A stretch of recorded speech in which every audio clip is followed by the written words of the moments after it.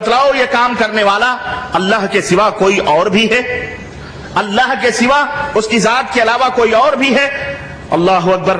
یہ آیت کریمہ ہمیں یہ ایک شعور دے رہی ہے، یہ ایک فکر دے رہی ہے کہ اے کائنات کے لوگوں، اے دنیا کے لوگوں، اگر تمہارا ایمان اللہ عز و جل کے اوپر ہے، اگر تم مومن ہو تو اگر تمہارے دنیا میں سارے سہارے ختم ہو جائیں، سارے تمہیں اپنے در سے بھگا دیں، اور جہاں تمہیں کہیں کوئی پناہ نہ مل رہی ہو، تو اس وقت ایک دروازہ 24 گھنٹے کھلا رہتا ہے، صبح شام رات دن ہمیشہ اس دروازے پہ تم دستک دے سکتے ہو، اور وہ دروازہ اللہ عز و جل کا دروازہ ہے۔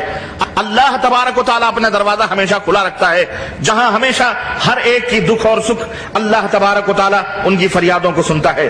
ایک شخص نبی کریم صلی اللہ علیہ وسلم کی خدمت میں حاضر ہوا اور عرض کیا کہ یا رسول اللہ صلی اللہ علیہ وسلم، آپ ہمیں کس چیز کی دعوت دے رہے ہیں، کس چیز کی طرف بلا رہے ہیں؟ نبی کریم صلی اللہ علیہ وسلم نے فرمایا کہ میں اس بات کی دعوت دیتا ہوں، میں اس اللہ کی طرف دعوت دیتا ہوں جو تنہا ہے، اکیلا ہے، جس کا کوئی ساجی اور جس کا کوئی شریک نہیں ہے۔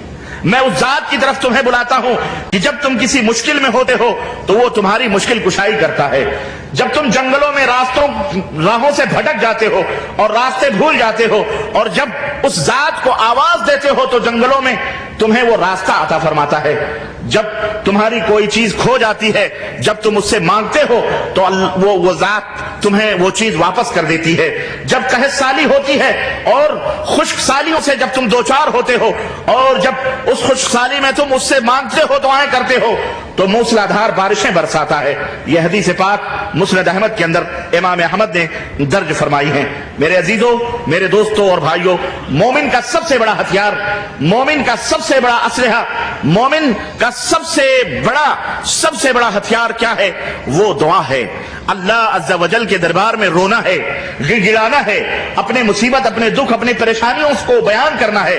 مومن جب چاروں طرف سے مصائب اور پریشانیوں کے اندر گھرتا ہے تو اس وقت، اور سارے دروازے جب بند ہو جاتے ہیں، تو مومن جو اللہ رب العزت کے اوپر ایمان رکھتا ہے، اس کے لیے اللہ کا دروازہ، اس کے اوپر توکل کرتا ہے، اس کے اوپر بھروسہ کرتا ہے اور اعتماد کر کے اس دروازے پہ دستک دیتا ہے، تو اللہ تبارک تعالیٰ اس کی پکار کو سنتا ہے۔ تو اے دنیا کے مسلمانوں، آج دنیا کے اندر تم ہزاروں مصائب اور ہزاروں مصیبتوں سے دوچار ہو، ہزاروں مشکلات نے تمہیں اپنے چنگلوں میں گھیرا ہوا ہے، اور دنیا تمہارے وجود کو ختم کرنے کے در پہ ہے۔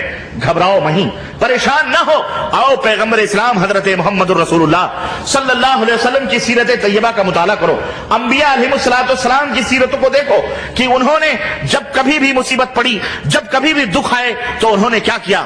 ان کے ہاتھ خالی چاروں طرف سے مصائب اور پریشانیوں نے جب انہیں گھیرا تو اس وقت اللہ عز و جل کو انہوں نے آواز دی، اور قرآن کریم میں اللہ تبارک و تعالیٰ نے ان انبیاء علیہ السلام کی سیرت کے اوپر روشنی ڈالی ہے، ان کی خبروں کو مثال کے طور پر بیان کیا ہے۔ کیوں؟ چاہے حضرت یونس علیہ السلام ہو، چاہے حضرت زکریا ہو، چاہے حضرت عیسیٰ علیہ السلام ہو، یا حضرت موسیٰ علیہ السلام ہو، اور چاہے حضرت ایوب علیہ السلام ہو، چاہے حضرت یوسف علیہ السلام ہو، حضرت یعقوب علیہ السلام، حضرت ابراہیم ہو، جتنے بھی انبیاء علیہ السلام، ان کے تذکروں کو قرآن کریم نے نوٹ کیا ہے، اور اللہ عز و جل نے ان واقعات کو تفصیل کے ساتھ بیان فرمایا۔ کیوں؟ تاکہ اللہ کے بندوں، تاکہ میرے نبی کی امت جب قرآن کریم کا مطالعہ کرے اور انبیاء علیہ السلام کے ان واقعات کو قرآن کریم میں دیکھے اور پڑھے، اور جب کبھی مصیبتوں میں گھبرائے تو ان واقعات کو دیکھ کر نصیحت حاصل کرے، صبر کرے، کیونکہ صبر یہ بہت بڑی دولت ہے۔ ان اللہ مع الصابرین، صبر کرنے والوں کے ساتھ اللہ ہوتا ہے، اللہ کی نصرت اور حمایت صبر کرنے والوں کے ساتھ ہوتی ہے۔ ان پریشانیوں میں الجھ کر خودکشی نہ کرے، پریشانیوں میں، دکھوں میں، مصیبتوں میں پڑ کر اپنے آپ کو ہلاک و برباد نہ کرے، بلکہ انبیاء علیہ السلام اس کے لیے اسوہ ہیں، نمونہ ہیں۔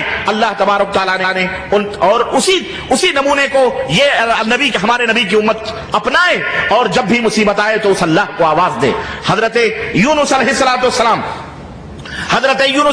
السلام کو اللہ تبارک تعالیٰ نے قرآن کریم میں خصوصیت کے ساتھ ان کے واقعے کو درج کیا ہے کہ جب یونس علیہ السلام اپنی قوم سے ناراض ہو کر کے نکلے، کشتی میں سوار ہوئے، اور بوجھ کی زیادتی کی وجہ سے قرآن اندازی ہوئی، چٹھی ڈالی گئی تو حضرت یونس علیہ السلام کا نام نکلا۔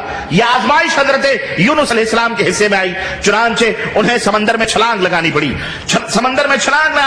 اور جب انہوں نے سمندر میں چھلانگ لگائی اللہ اکبر. اللہ تبارک و تعالیٰ نے اپنی ایک عظیم الشان مچھلی کو, مخلوق کو اللہ تبارک و تعالیٰ نے اس کشتی کے پیچھے پیچھے لگائے رکھا تھا کہ ابھی تھوڑی دیر میں میرا بندہ آنے والا ہے.